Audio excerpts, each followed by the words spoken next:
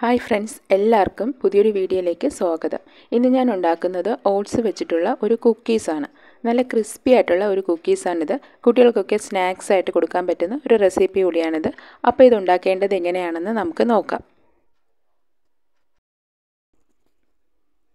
അതിനായിട്ട് ഞാനിവിടെ ഒരു കപ്പ് ഓട്സ് എടുത്തിട്ടുണ്ട്. 250 ml കപ്പിൽ ഒരു കപ്പ് ഓട്സാണ് എടുത്തിട്ടുള്ളത്. ഇനി ഇത് മിക്സിയുടെ ജാറിലിട്ട് ഒന്ന് പൊടിച്ചെടുക്കണം. നല്ല ഫൈൻ പൗഡറായിട്ട് പൊടിയണ്ട, ചെറിയ തരിതരിപ്പോട് കൂടി ഒന്ന് പൊടിച്ചെടുത്താൽ മതിയാകും.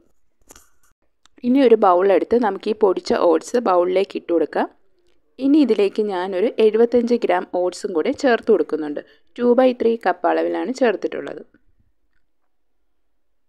ഇനി നമുക്ക് വേണ്ടത് കുറച്ച് പഞ്ചസാരയാണ്. അപ്പോൾ ഞാൻ പൊടിച്ച പഞ്ചസാര 1/3 കപ്പ് അളവിൽ ചേർത്തിട്ടുണ്ട്. ബേക്കിംഗ് പൗഡർ 1/2 ടീസ്പൂൺ ചേർത്തിട്ടുണ്ട്. പിന്നെ നമുക്ക് ഒരു പിഞ്ച് ഉപ്പും കൂടെ ചേർത്ത് കൊടുക്കാം. ഇനി നമുക്ക് ഈ ഡ്രൈ ഇൻഗ്രീഡിയൻസ് എല്ലാം കൂടെ നന്നായിട്ടൊന്ന് മിക്സ് ചെയ്തെടുക്കാം.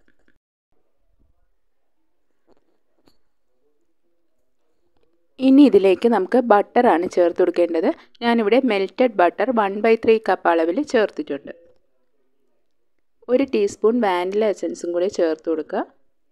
2 ടേബിൾ സ്പൂൺ മിൽക്കും കൂടെ ചേർത്ത് കൊടുക്കുക.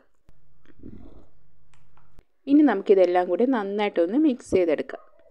അപ്പോൾ ഇതിൽ നമ്മൾ ഇനി വെള്ളമോ വേറെ ഒന്നും ചേർക്കണ്ട. ഇത്രയും ഇൻഗ്രീഡിയൻസ് ചേർത്ത് നന്നായിട്ടൊന്ന് മിക്സ് ചെയ്തെടുത്താൽ മതിയാകും.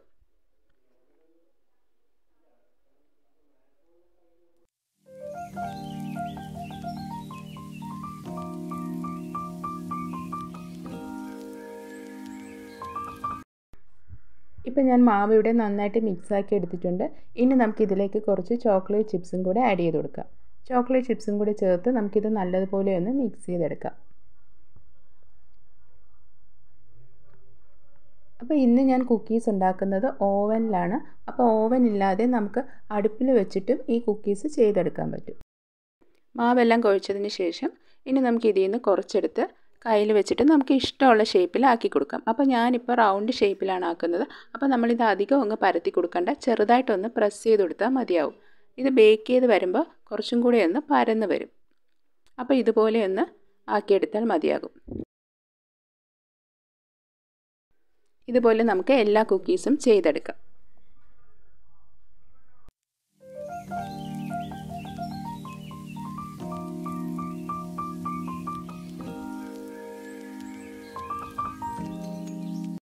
അപ്പം നമ്മൾ കുക്കീസൊക്കെ ഷേപ്പ് ചെയ്തെടുക്കുന്ന സമയത്ത് നമുക്ക് ഓവൻ ഒന്ന് പ്രീ ഹീറ്റ് ചെയ്യണം. 180 ഡിഗ്രി സെൽഷ്യസിൽ 10 മിനിറ്റ് ഒന്ന് പ്രീ ഹീറ്റ് ചെയ്യാം.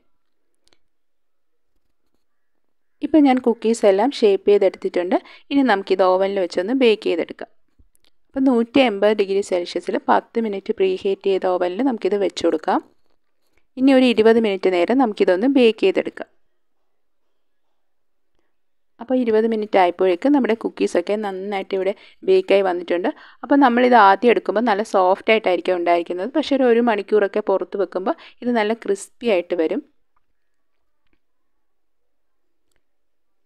ഇപ്പോൾ ഇതാ കുക്കീസൊക്കെ നല്ല ക്രിസ്പി ആയിട്ടാണ് ഉണ്ടായിരിക്കുന്നത്. അകത്തൊക്കെ നല്ല ക്രിസ്പിയാണ്. അപ്പോൾ നല്ല ടേസ്റ്റി ആയിട്ടുള്ള ഒരു കുക്കീസാണിത്.